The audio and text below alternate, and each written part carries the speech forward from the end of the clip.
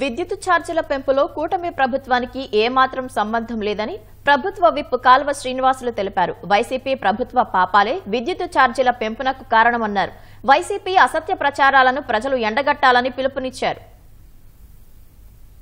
5 సంవత్సరాల అస్తవ్యస్త పాలనా విధానాలు, స్వార్థపూరిత నిర్ణయాల వల్ల ఆంధ్రప్రదేశ్లోని విద్యుత్ ఉత్పత్తి సంస్థలు, జెన్కో లాంటి సంస్థలన్నీ కూడా ఆర్థిక సంక్షోభంలోకి నెట్టివేయబడ్డాయి. జగన్మోహన్ రెడ్డి పాపాల వల్ల ఆర్సీ ఎదుట ఆమోదం పొందిన ప్రతిపాదనల ఫలితంగా పెరిగిన ఛార్జీలపైన అదే వైసీపీ ఈరోజు ధర్నా చేస్తూ ఉందంటే తను పెంచుకున్న ఛార్జీలు సమంజసం కాదని తనే జగన్మోహన్ రెడ్డి ఈరోజు చెప్పుకున్నట్లు అవుతా ఉంది.